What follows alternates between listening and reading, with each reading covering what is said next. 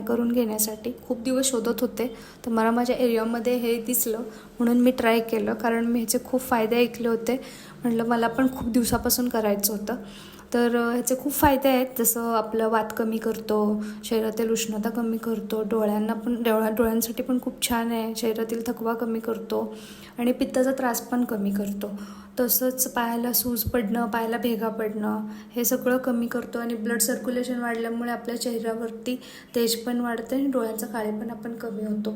तसं बघायला गेलं तर आपण म्हणतो की आपले जुने लोक म्हणतात की तेलाने जरा पायाला मसाज करा म्हणजे बरं वाटेल, डोळ्यांना थंड वाटेल.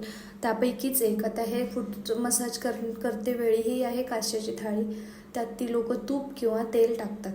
तर पायाला तूप आणि तेल पूर्ण हे जे ॲक्युपंक्चर पॉईंट्स आहेत ना, ते सगळे पॉईंट्स त्याच्यामुळे हे होतात, दबले जातात आणि